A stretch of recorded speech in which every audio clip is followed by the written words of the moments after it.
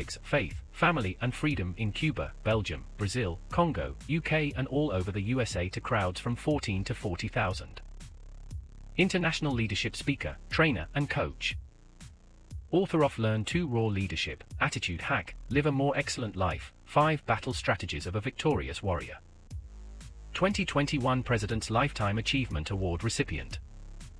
Founding partner of the John Maxwell team. Toastmaster International Speech Competition semi-finalist. Founder of Tell It Like It Is TV, ThatGuyRocks.com and ThatGuySpeaks.com. Creator of Story Power TV, Transforming Grace TV, and Leading Leaders Podcast.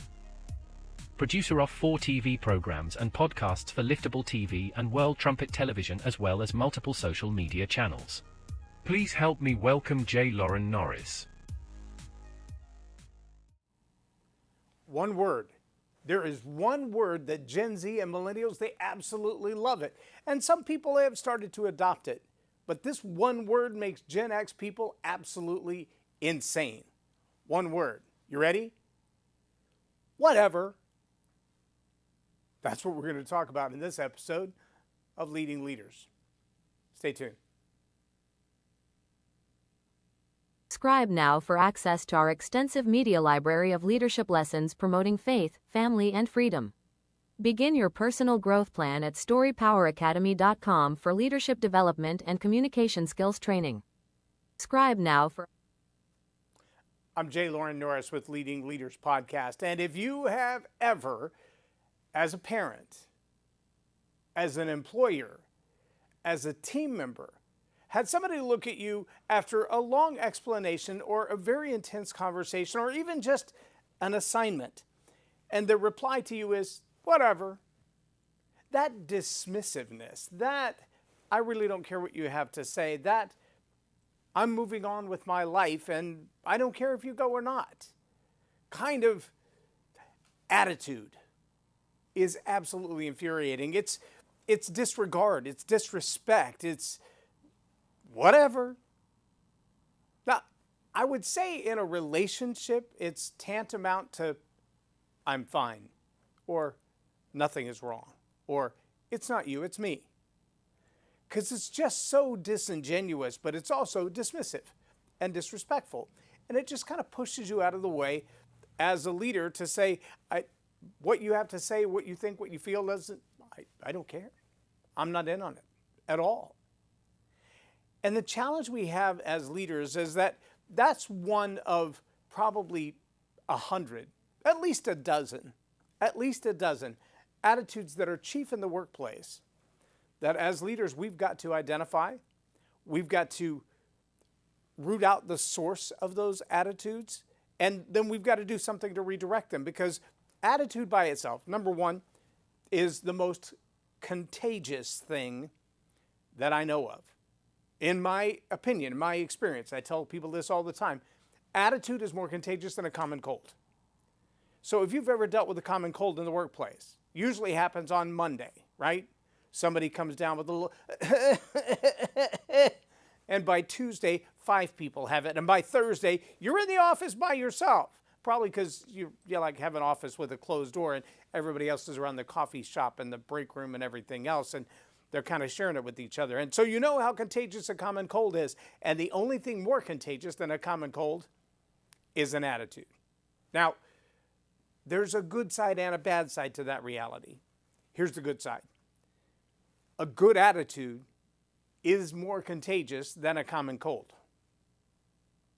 The bad side is a bad attitude is more contagious than the common cold, which means if you've got somebody in your office that's really good at spreading attitude, you better hope it's a good one, because a bad attitude, it'll catch up to you really, really fast. What I want you to realize, though, is that if you can identify those attitudes, you can also redirect them. If you can identify those attitudes, you can also get in the way of them. And if you can identify where those attitudes are coming from, and sometimes it's the organizational structure, sometimes it's the way that people work, sometimes it's just the personality of the person, and sometimes a bad attitude is a learned behavior, which means just like any skill set, it can be taught to be better. It can be unlearned and relearned. Dr. Caroline Leaf uses a process she calls the brain detox. She uses a well-known psychological fact that on average, a habit takes about 21 days to form, which generally means it takes 21 days to break it. So if it takes 21 days to break a habit, 21 days to form a habit, then to kind of cement it in and make sure that the habit is there and it's real and it stays, add another 21 days.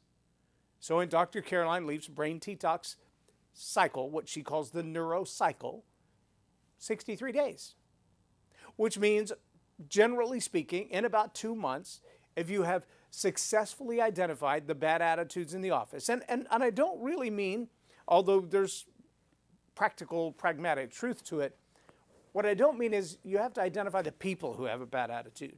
You do have to do that. What I really mean is you've got to identify the type of conversation that directs attitude that becomes contagious. And if you can identify those, replace those conversations, those phrases, those statements, those thoughts and feelings with a better thought and feeling over a period of time, you can also completely rewrite the attitudes in your workplace. Now, how many of you as leaders would love to be able to do that? And because you can do this in your home. You can do this in your local community. You can do this literally throughout an entire neighborhood or city or state. I'm not kidding. If you implement this, you can do this. You can do it in your company. You can do it in the relationship you have with your clientele. Just by changing some common phrases, you can change the attitude of people. Maybe you've heard someone say, in fact, I heard it yesterday. I heard someone say on a call, I don't spend a whole lot of time dealing with people who leave negative 1-star reviews on my website. What I do is bury them. Now, what they didn't mean was I don't hear, I don't listen to, I don't pay attention to correction or criticism. If I've done something wrong, I want to know that I've done something wrong so that I can change the course and do it better. But what they did mean is I don't dwell on someone else's negative opinion of me. In all fairness, I've got to be honest with myself and say, is it something I did wrong that I need to correct? And if it is, then I have to be responsible as a leader to correct that thing and move forward. But if I spend my life dwelling on only the negative, I need to know a couple of things. Number one, negative will run around the block 5 times before positive gets its shoes on. Negative talk, deception, lies, they go around the world before truth gets out of bed. And most people will leave a bad review 1,000 times before they'll leave a good review. Very few people have been trained in the attitude of gratitude. Most people just don't practice it. Even if they are thankful for their spouse, for a great business service, for a great journey, vacation, destination, product that changed their life, they might tell 1 or 2 people, but just the task of, oh my gosh, I have to leave a review on the purchase. I got to go to somebody's website and like type it in. I mean, I got to go to Google and leave a review or Facebook and oh, that's just so much trouble.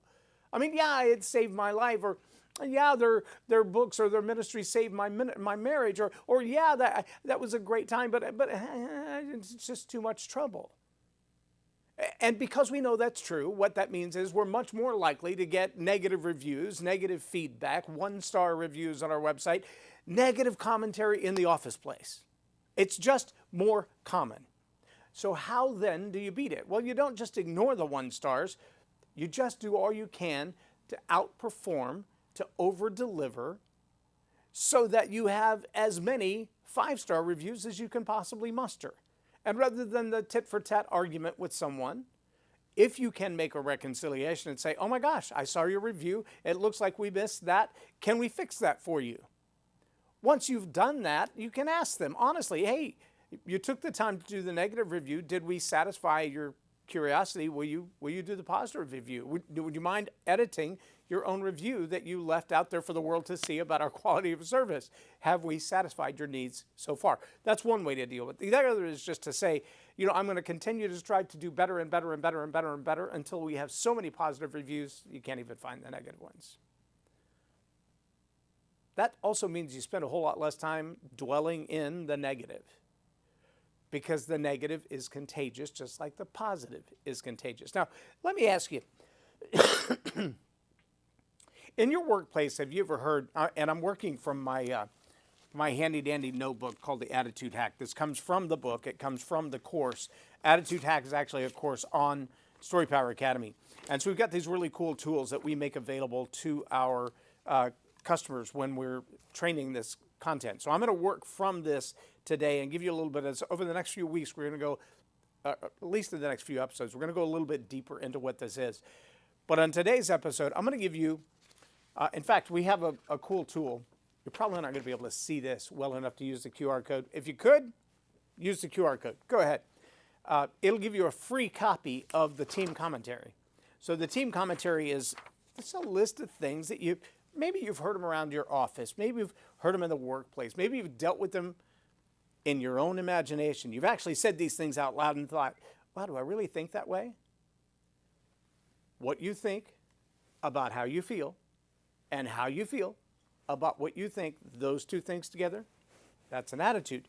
So maybe your attitude has caused you to say, or maybe you've heard an attitude from somebody else on your team say something like, if I was in charge, it would be more like this. Maybe you've experienced that attitude where somebody just straight up said, if I was in charge, it'd be more like this. I remember taking a job. I had left a position I'd been at for a couple of years in East Texas and moved to Austin, took a job, didn't work out so well. Me and the owner who even hired and paid for my transition to move to Austin, I got to the company and we were like oil and water. There was no compatibility there at all. It was really bad. But I got offered another job. And when I went in for the job interview, made a great impression apparently on the COO. He said, I will hire you tomorrow. I'm like, well, I need to respectfully give my 2 weeks notice, et cetera, et cetera. And he said, how much would I have to pay you to cover your next 2 weeks paycheck or whatever that week in the whole pay cycle is? How much do I have to come out of pocket to get you to start on Monday? And so we negotiated that. We came up with a number. And it was probably a really good thing because when I went back and gave my notice, said person just flew off the handle, completely lost their mind and said, get out. So I left, and fortunately I had a job to start on Monday. But I took that job with a great relationship to the COO of the company.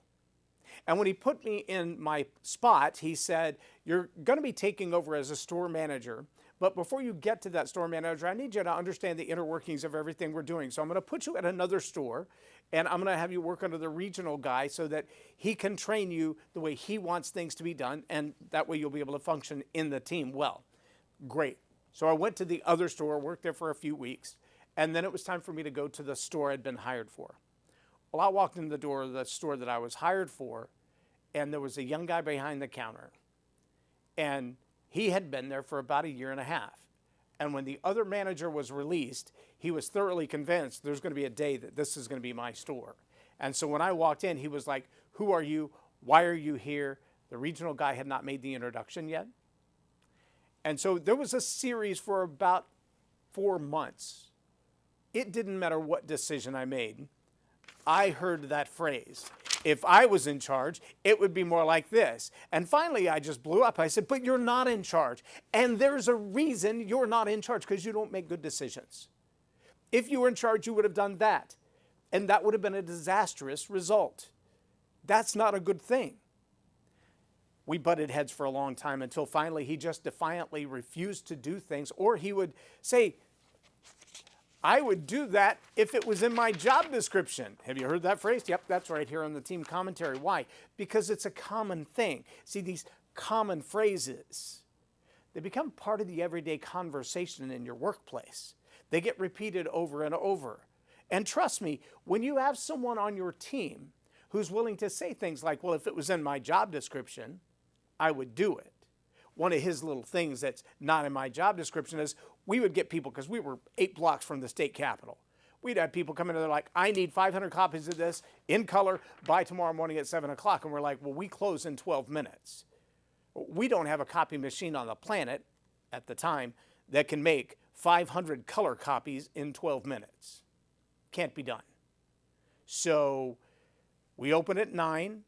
You can come back at 9 and we'll get the job started, or I can leave it to run overnight. You can come back at 9 and pick it up. They're like, you don't understand. I have to be on the Capitol floor at 7 o'clock with 500 copies of that in hand.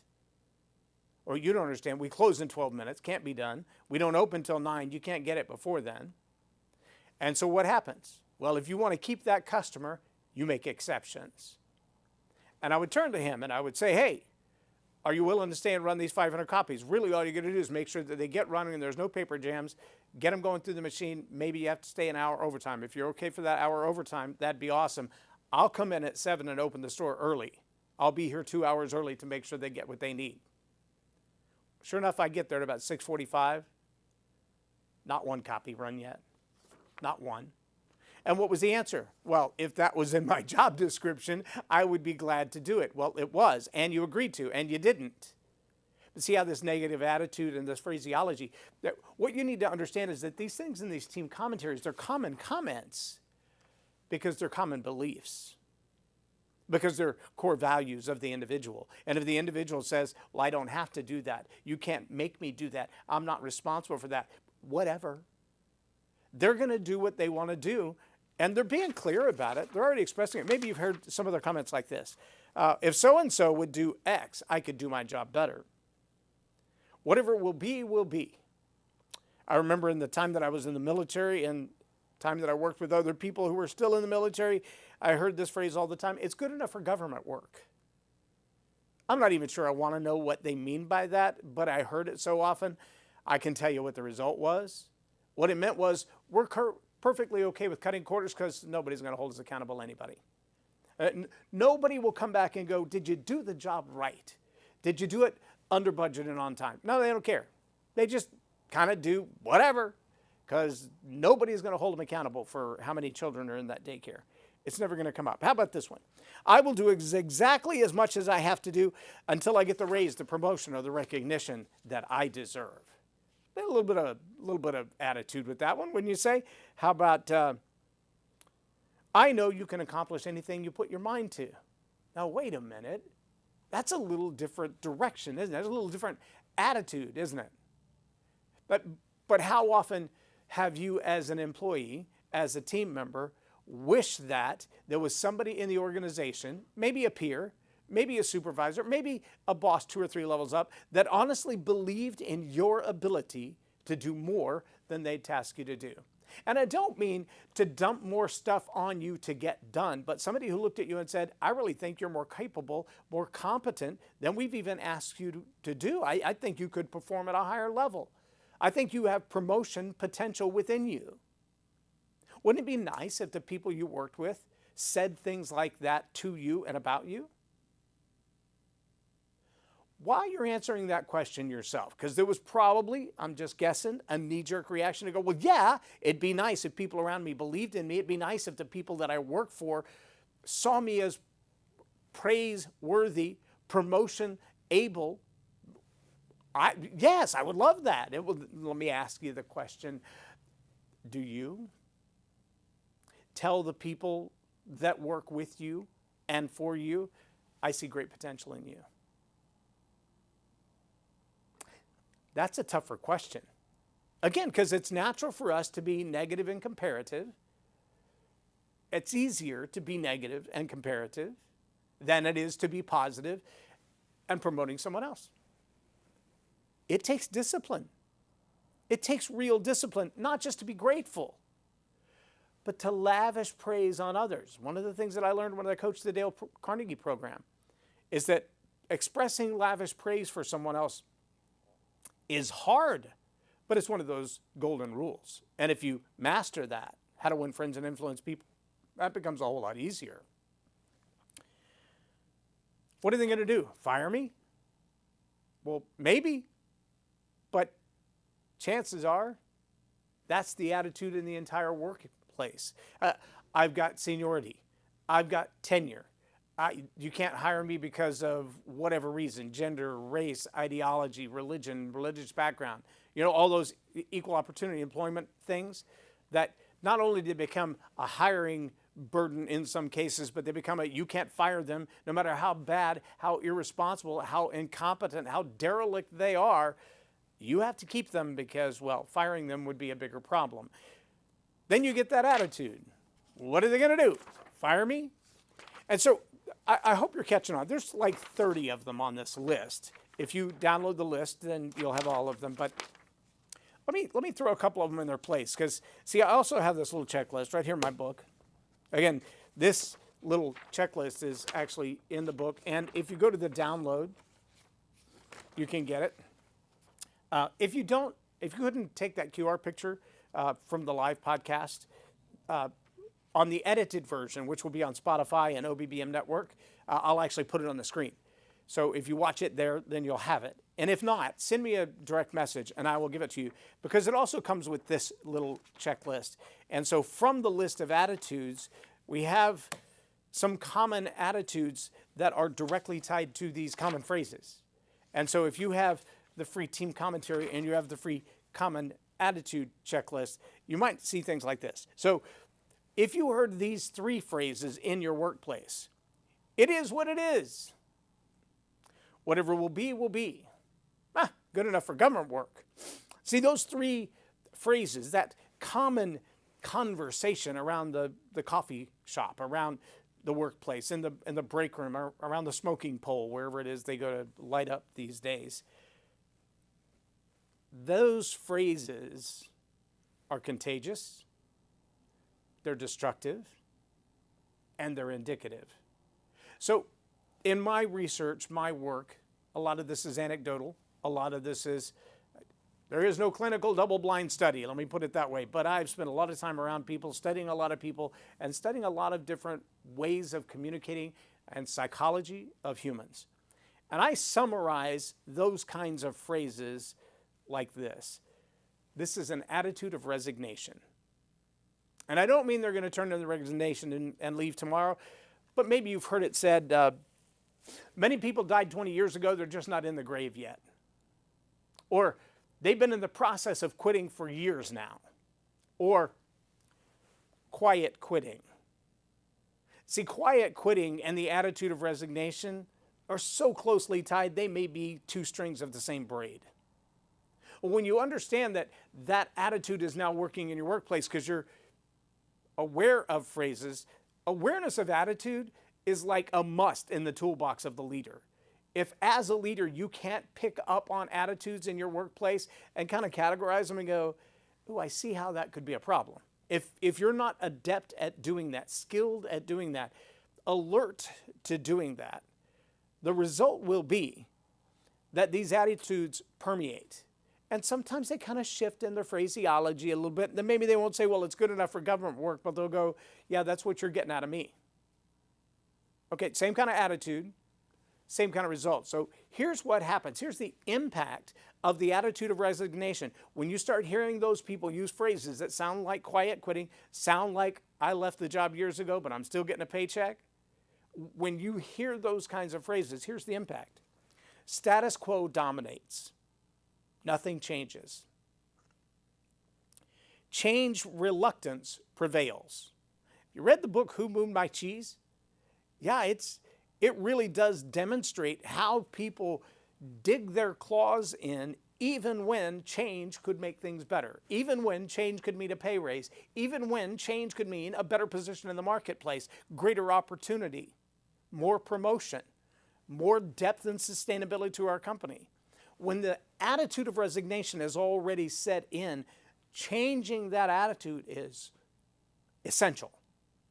Not easy, but essential. And motivation is non-existent. Innovation is gone.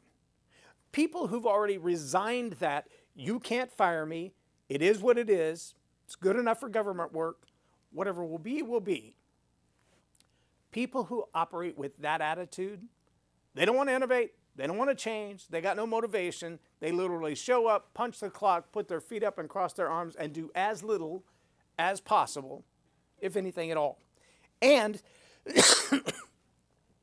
if I'm being honest, the people who have that attitude of resignation, even if they're going through the functions of doing their tasks, I think of like an assembly line where the machine just keeps sending stuff down the line and you really can't do anything about it. It's just, it shows up and then it shows up and then it shows up. And so you've got to stamp it and take it off, or you've got to paint it and move it on to the next thing, or you've got to put the wires in or whatever. And so when it comes down the line, it's going to stop in front of you. You got to do something with it. You can't just stand there and stare at it.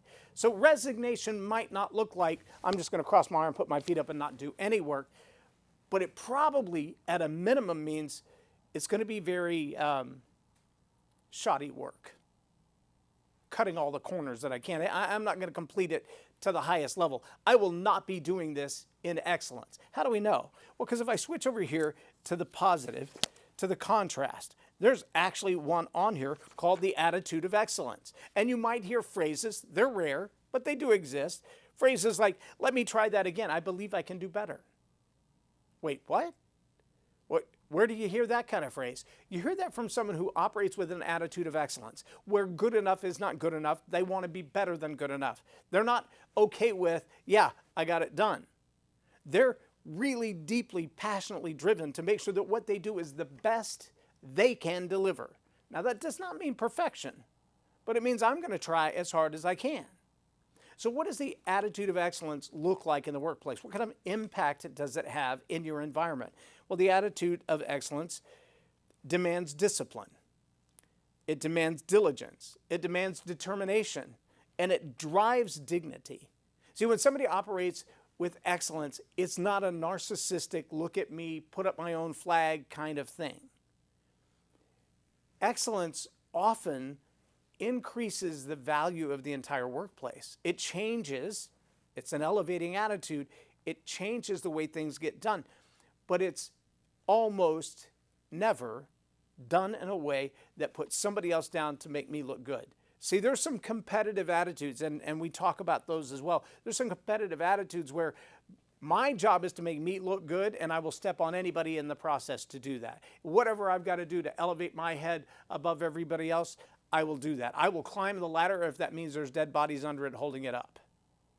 That's not the kind of attitude that you want in your workplace. You don't want that striving at all costs kind of attitude in your workplace. You don't want the kind of attitude that destroys others to make you look good, because that will turn to lying, to manipulating, to cheating, to stealing, to extortion, to embezzlement, because they're so concerned that they be seen as the best, they will do anything to be seen as the best, even if it's unethical, Enron, even illegal. They want to be seen as the best. They want to do whatever it takes to get ahead. That is not the attitude of excellence. The attitude of excellence is determined, it's diligent, it's disciplined, and it almost always results in a greater level of dignity for everybody around. Now, that's the kind of attitude that you want to have in your workplace. So let me ask you, have you ever used the phrase, let me try that again, I think I can do better? Have you ever, in an attitude of expectation for your employees, said to them, I'd love for you to try that again, I think you can do better? Not necessarily a threat you're going to lose your job, but I'm looking on a scale of 1 to 10, and I think that was a 7.5. I really think you got a 12 in you. I would love to see you take a chance to do this again and raise the bar. We've always thought a 10 looked like this. Man, I believe in you. I think you could do better than we've ever seen before and change the scale. People would look at you and go, that's not a 7, dude. That's like a 14. We got to change the way we think about this because you did it so well. When, as a leader, you put those kinds of expectations in front of people by speaking in the common conversation, man, you did a phenomenal job at that, but I'd be willing to bet you could probably blow the doors off of that. I think you could do better than you even did. Or what you did was great. That was awesome. I'd love to see if you could top that. See, that encouragement, that belief in somebody. I know you can do better than you already did, and what you did is great. That's an attitude that comes from leadership. Now, a one-time, a one-off, you say that one time, people feel good, they walk away. 30 minutes later, somebody else is like, yeah, you're a suck-up. And all of a sudden, your positive words are overwhelmed by negative. So you've got to drown out the 1 stars by giving more 5 stars. You can't make that positive comment one time. It's got to become a habit in you. So I would challenge you. Send me a DM. I'll get you the team commentary list. I'll also get you the common positive attitudes and the common negative attitudes. I'll send those to you for free. Now, I'd also encourage you, if you get a chance to go on to Story Power Academy and get the course, The Attitude Hack, that's incredible. And if you'd like for us to come in for half a day and train it in your leadership team, we can do that as well. But if you'll just, for the next 63 days, take some of the positive comments off of this team commentary, implement them into your common conversation with your team, with your employees in a sales meeting, start using these phrases that are positive, intentionally directed toward a different attitude. As those things come up, you can start to recognize, hey, there's an attitude of excellence that's beginning to take over this place. My pleasure. That's exactly what you want. And that's going to take some determination, some discipline, some diligence, and some dignity from you. You're going to have to start to live an attitude of excellence if that's the one you want to see become contagious in your workplace. We'd love to help you do that. Again, send me a DM if you're watching live. If you're watching the edited version, the QR code will be at the screen. And at the very end, you can download that for free right off of the website. We'll send it to you as a digital copy so you can use it in your workplace. I really hope you'll take the time to ask yourself, over the next 63 days, what attitudes do I need to root out? I spend the first 21 days identifying these bad ones. The next 21 days, changing the conversation to implement some new ones. And the next 21 days, really driving home the new attitudes that I want to see in the workplace. What would they be? What do I got to get rid of? What do I want to add? You're the leader. Attitude awareness has to be a tool in your toolbox. Get that skill, get good at it, and get in the habit of it. I'm J Loren Norris with Leading Leaders Podcast for Tell It Like It Is TV. Have a blessed day. Subscribe now for access to our extensive media library of leadership lessons promoting faith, family, and freedom. Begin your personal growth plan at storypoweracademy.com for leadership development and communication skills training.